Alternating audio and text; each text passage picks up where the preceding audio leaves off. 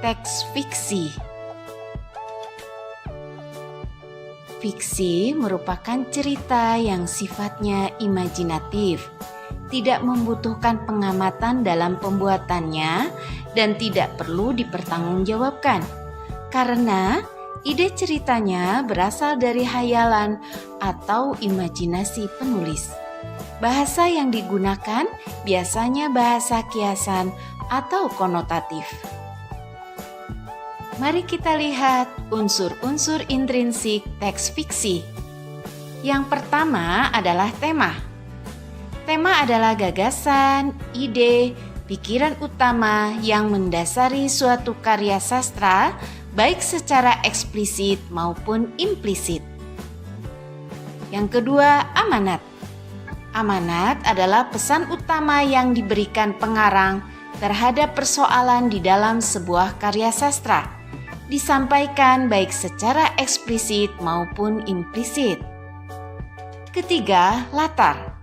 Latar terdiri dari latar tempat, latar waktu, dan lingkungan sosial tempat terjadinya peristiwa-peristiwa yang diceritakan. 4. Tokoh. Tokoh adalah pelaku dalam karya sastra. Karya sastra dari segi peranan dibagi menjadi 2, yakni tokoh utama dan tokoh tambahan. Tokoh utama atau watak tokoh terdiri dari protagonis dan antagonis. Sedangkan tokoh tambahan adalah pendukung dari tokoh utama. 5. Alur atau plot. Alur atau plot adalah cerita yang berisi urutan kejadian. Namun, tiap kejadian itu hanya dihubungkan secara sebab akibat. Peristiwa yang satu disebabkan atau menyebabkan peristiwa yang lain. Ada alur maju, yaitu suatu alur yang peristiwa ditampilkannya secara berurutan dari tahap awal, tengah, sampai akhir cerita. Selanjutnya, alur mundur, yaitu suatu alur yang ceritanya dimulai dengan penyelesaian, biasanya memakai setting waktunya pada masa lampau. Selanjutnya ada alur campuran, yaitu suatu alur yang diawali dengan klimaks dari cerita, yang kemudian melihat lagi masa lalu atau masa lampau dan diakhiri dengan sebuah penyelesaian dari cerita tersebut. Mari kita simak contoh teks fiksi.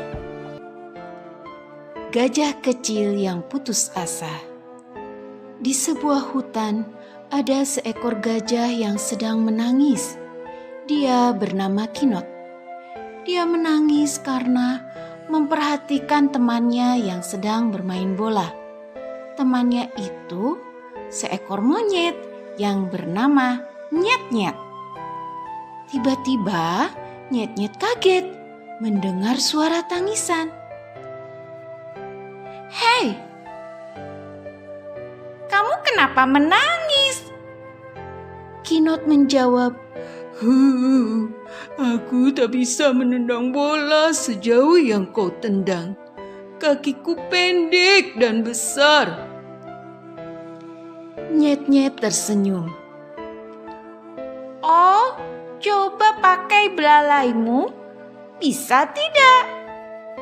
Kinot berusaha menendang dengan belalainya, tapi lagi-lagi Kinot menangis. "Tetap tidak bisa, Nyet-Nyet."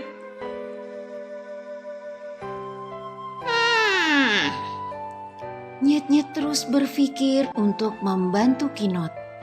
Akhirnya Nyet-Nyet memberi saran kepada Kinot. "Bagaimana kalau bolanya kamu pegang pakai belalai, lalu kamu kenakan di salah satu telingamu. Gerakan telingamu dengan sedikit menggelengkan kepala, lalu tendang yang kuat." Kinot mencoba dan terus mencoba. Dan akhirnya berhasil. mereka berdua sangat senang. Kini Kino tidak lagi menangis dan mereka pun akhirnya bermain bola bersama-sama. Dari cerita yang Ibu bacakan tadi, mari kita cari unsur-unsur intrinsik cerita fiksi tersebut. Yang pertama, temanya adalah gajah yang putus asa karena tidak bisa menendang bola. Amanatnya, tidak boleh putus asa, selalu ada jalan keluar jika berusaha. Adapun latarnya adalah hutan. Dan tokohnya, untuk tokoh utama Kinot, untuk tokoh pendukung Nyet-Nyet. Alur atau plotnya adalah alur maju.